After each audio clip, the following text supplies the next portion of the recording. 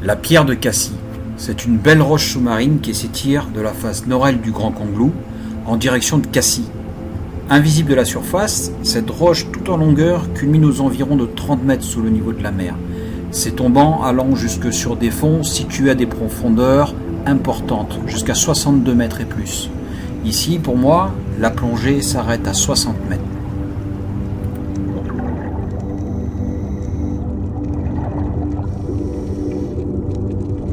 À 60 mètres, ma petite GoPro n'a pas assez d'éclairage, donc je ne filme pas. Par contre, à la remontée, on recroise le groupe de Sean, qui est niveau 1 et qui est donc plafonné à 20 mètres.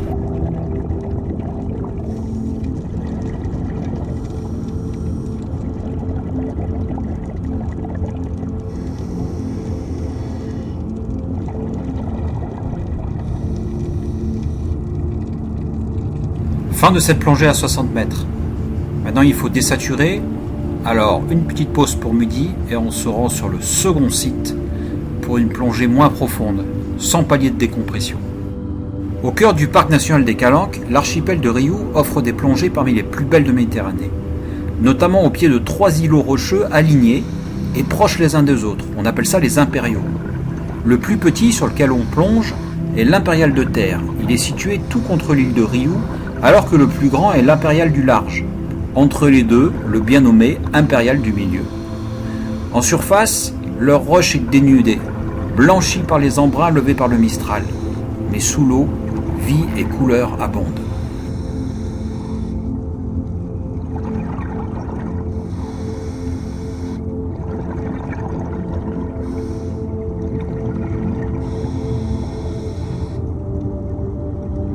Il ne faut pas être claustro néanmoins, car pour observer tout ça, il faut rentrer dans quelques grottes sous-marines vraiment très sympas.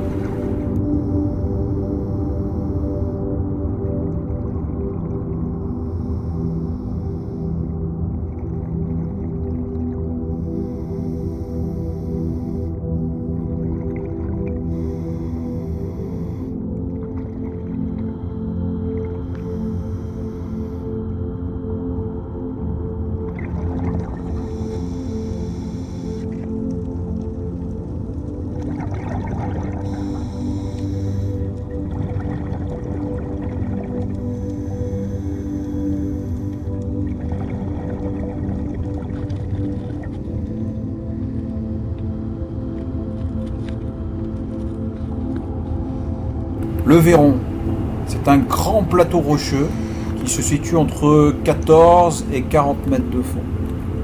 C'est un plateau calcaire quadrangulaire percé de plein de canyons et de grottes. C'est vraiment très spectaculaire. À la dernière ère glaciaire, les fonds étaient 120 mètres plus bas, c'est-à-dire qu'on venait ici à pied.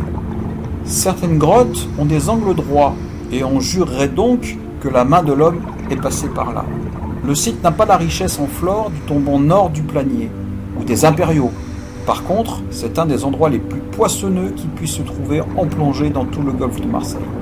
Dans une eau limpide, sardes, dorades, dentilles, corps, murènes, congres sont au rendez-vous. Les mérous ne sont d'ailleurs pas rares et on en a vu pas mal durant cette plongée.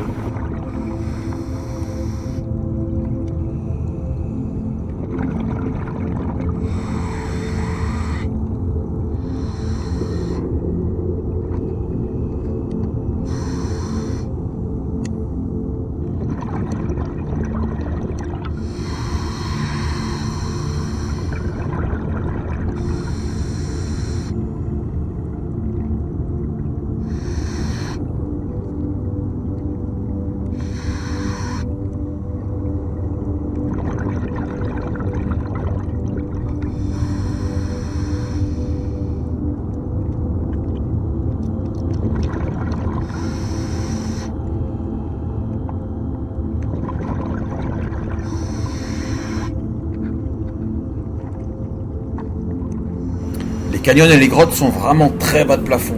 Il faut faire bien attention de ne pas racler sa bouteille ou ses détendeurs. Claustro, s'abstenir.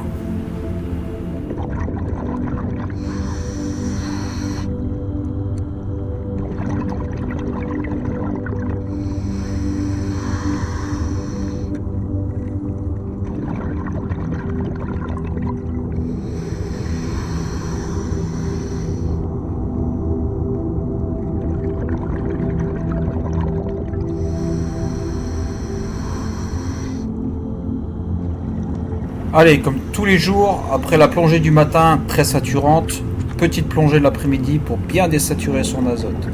Ici, on est au phare du Planier, qui se trouve au large de Marseille et qui indique le cap à suivre pour rejoindre la cité phocéenne. On ne peut pas s'approcher trop du phare. La baignade et la plongée sont interdites dans cette zone de 1000 mètres tout autour, parce qu'il a été découvert dans cette zone plusieurs engins explosifs datant de la dernière guerre mondiale.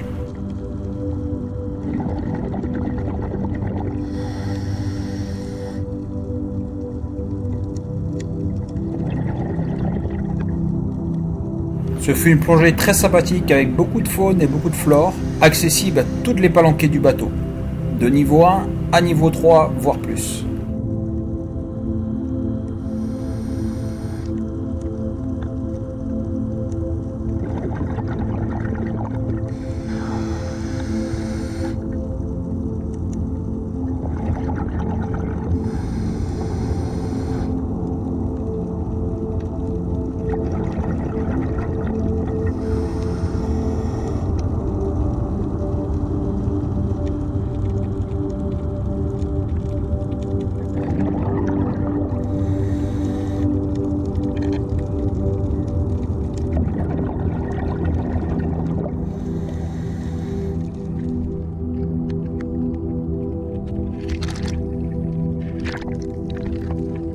Ça y est, l'équipe de Sean remonte.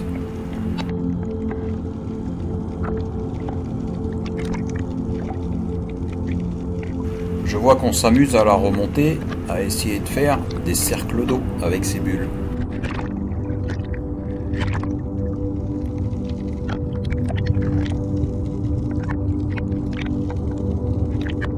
Et cela conclut donc 3 belles journées de plongée à Marseille avec Sean.